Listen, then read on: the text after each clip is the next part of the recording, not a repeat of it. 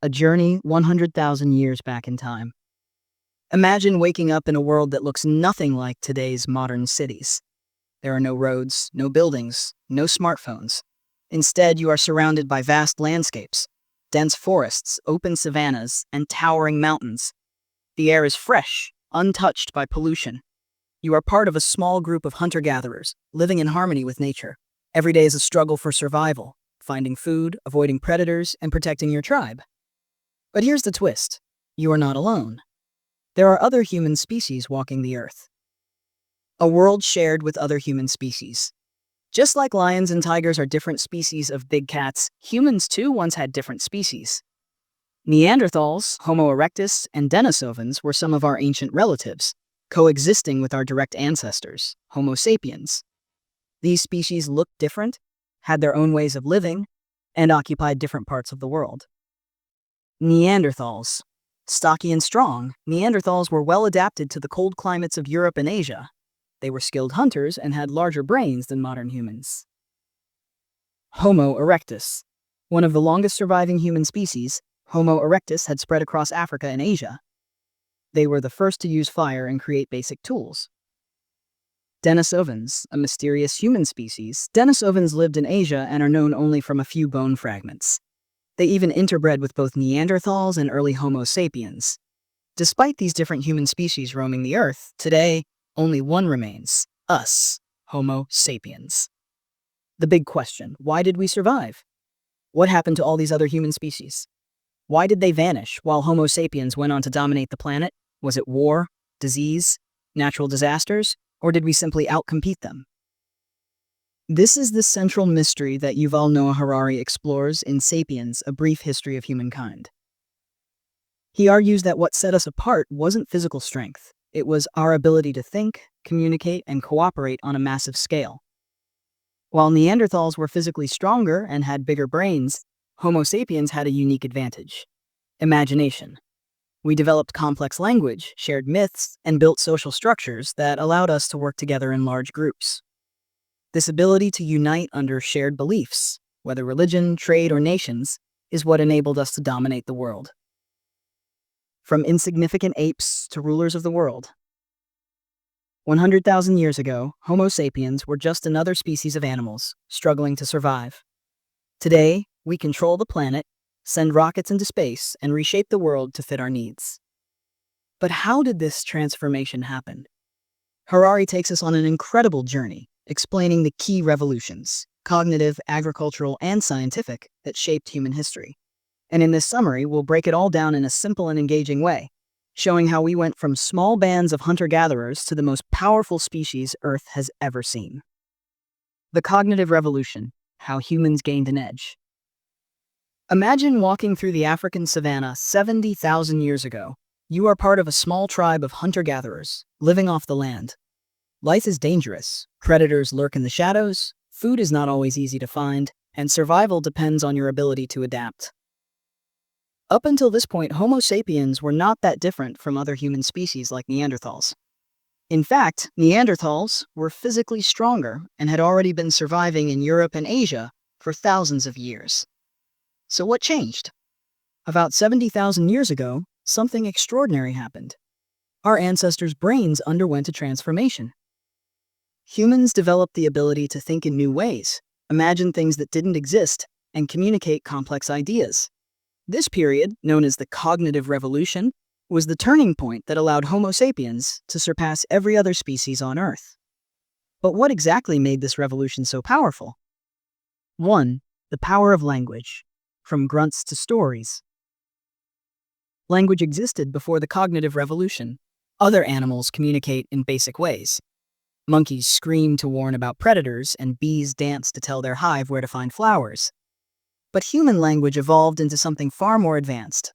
We didn't just use language to describe the world. We used it to imagine new possibilities. Our ancestors could share information in a way no other species could. For example, imagine two groups of early humans. One group can only say, "Look, lion," when they see a predator.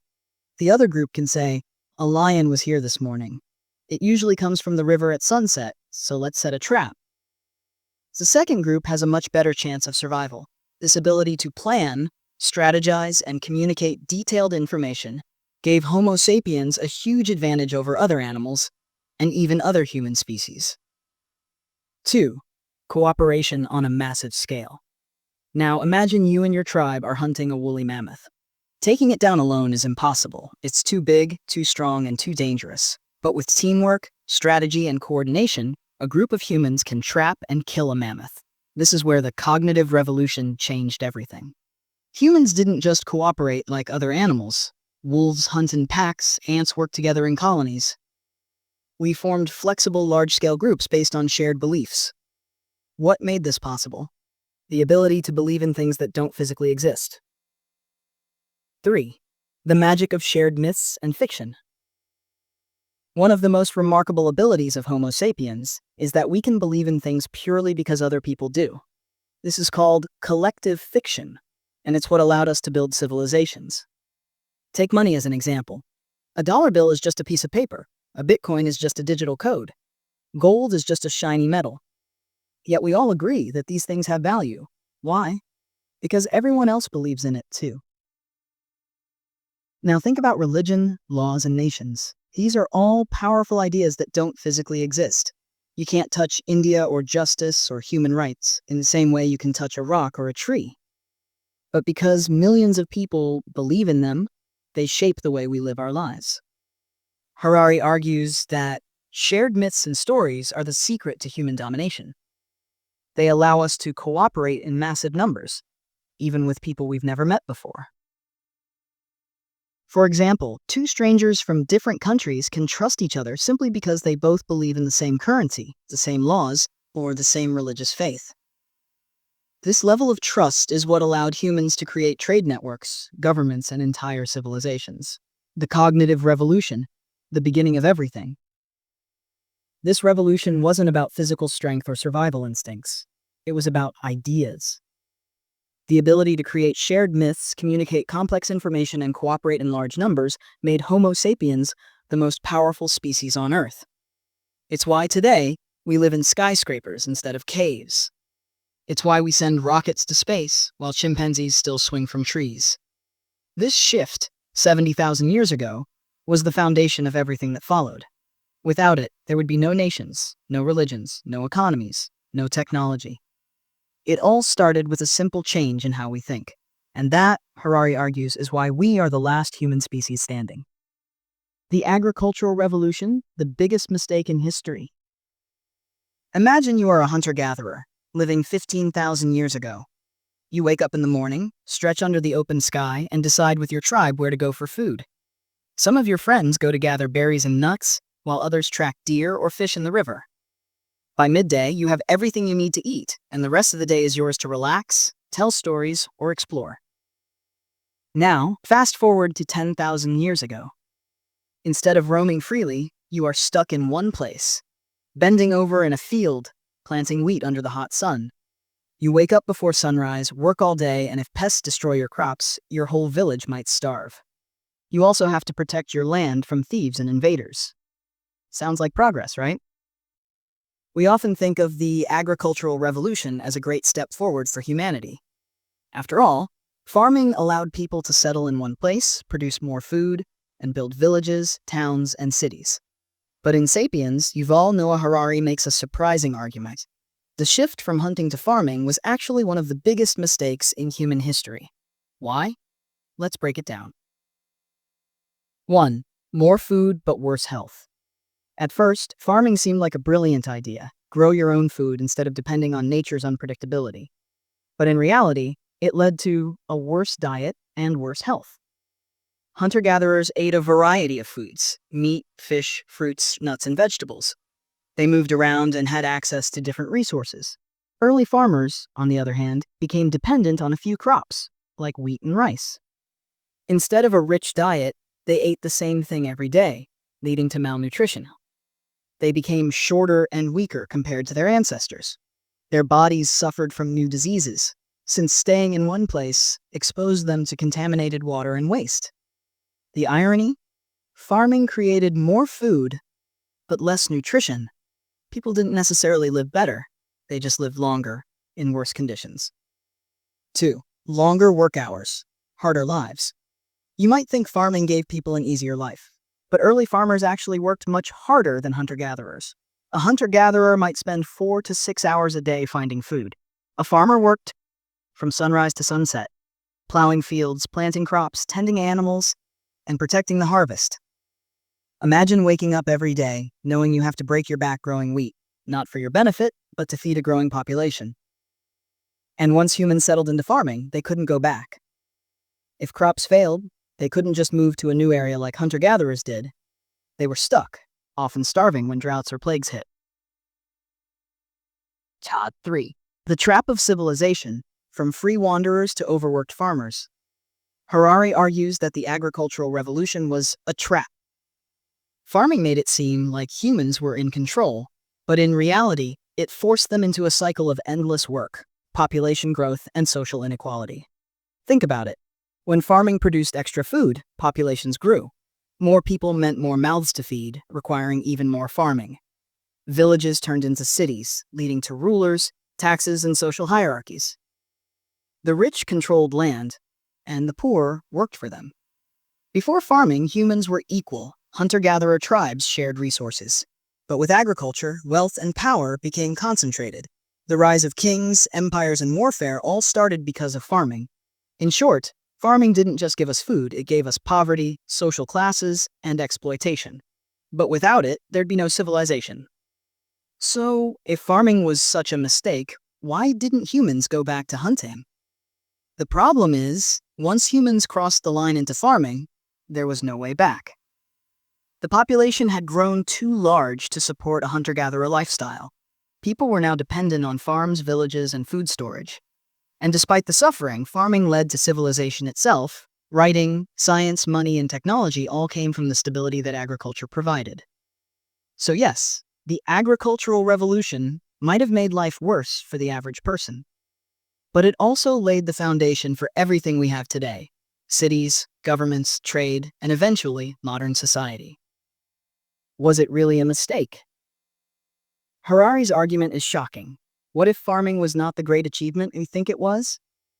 For thousands of years, humans lived as free-roaming hunter-gatherers, working less, eating better, and living in smaller, equal communities. But once farming took over, humans became slaves to their own progress, tied to the land, overworked, and locked in rigid social systems. Yet, without it, we would never have built the world we live in today. So, was the agricultural revolution really a mistake? Or was it an unavoidable step toward the modern world? That's the paradox of progress. Sometimes what seems like a step forward comes with hidden costs. The unification of humankind, how we became one. Imagine you are living in a small tribal village thousands of years ago. Your world is tiny.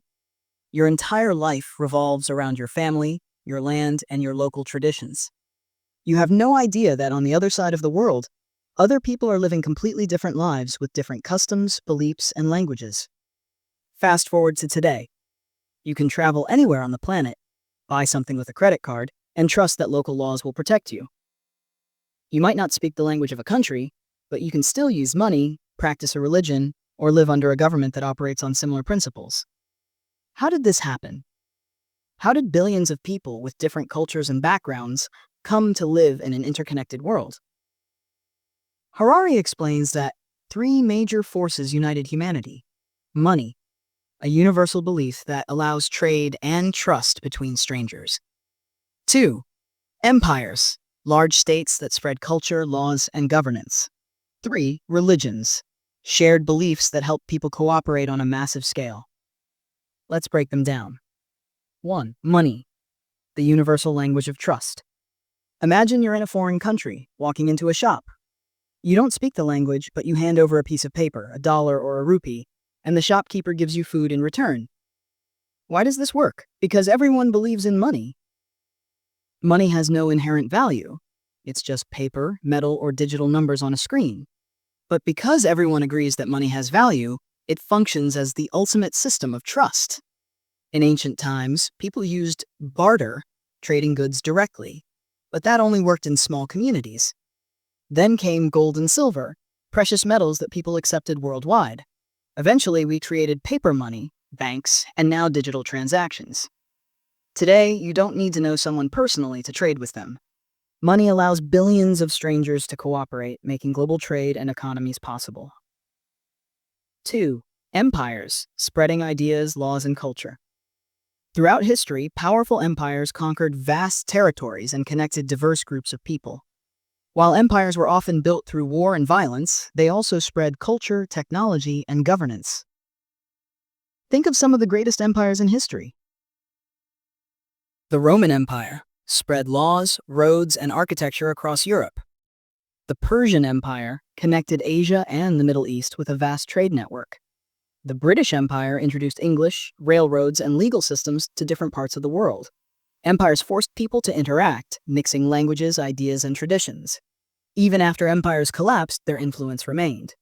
For example, today, most of the world follows Western legal and political systems that originated in Europe. English, Spanish, and French are spoken across continents due to past empires. Many countries still use roads, institutions, and technologies first introduced by their conquerors. Harari argues that while empires often caused suffering, they also helped unify humanity by spreading common systems of governance and trade. Religion, a shared system of morality and meaning. Imagine two strangers from different villages meeting for the first time. They don't know each other, but the moment they realize they share the same faith, they instantly trust one another. This is the power of religion. Religions provided early humans with a moral framework, a shared belief system that helped large groups cooperate. Even today, billions of people follow religious teachings that influence their behavior, laws, and values. Some of the most influential religions that united humanity include Hinduism and Buddhism, spread across Asia, influencing millions. Christianity and Islam became global religions, shaping cultures and governments. Judaism, Sikhism, and others unified specific communities with strong cultural identities. Religions helped civilizations function because they provided a sense of right and wrong, moral rules that kept societies stable. Purpose, a belief in something greater than themselves. Unity, bringing together people under a shared identity. Even in today's secular world, many laws, holidays, and traditions come from religious teachings. The modern world, a blended humanity. The forces of money, empires, and religion worked together to unify humans. Money allows us to trade with anyone, anywhere. Empires spread ideas and technology across the globe. Religions created moral systems that help people trust each other. Because of these three forces, the world today is more connected than ever. You can travel to another country and still use the same currency system. Trust a government's legal system to protect your rights. Find people practicing the same religion, no matter where you go. Even though conflicts still exist, the idea of a unified human civilization is stronger than ever. Harari's message is clear. The unification of humankind was not a random event. It was driven by powerful forces that shaped the way we live, trade, and believe. And as we move into the future, understanding these forces will help us navigate the challenges of an even more connected world. The scientific revolution, the power of knowledge. Imagine you're living in the year 1400. If you get sick, there are no doctors who understand germs. People believe diseases are caused by bad air or curses. If a drought happens, your village prays to the gods, hoping for rain. If you ask why the sun rises and sets, the answer is simple: because that's how God made it. Now, fast forward 500 years. Scientists are discovering germs and bacteria, leading to modern medicine. Engineers are inventing steam engines and electricity, powering factories and cities. Astronomers are realizing that Earth is just a tiny planet orbiting a massive sun. What changed? The scientific revolution, which began about 500 years ago, was the biggest leap in human history. Instead of relying on myths and traditions, humans started seeking knowledge through experiments, observations, and discoveries. This shift in thinking completely transformed our world. 1. Science begins with ignorance. We don't know everything.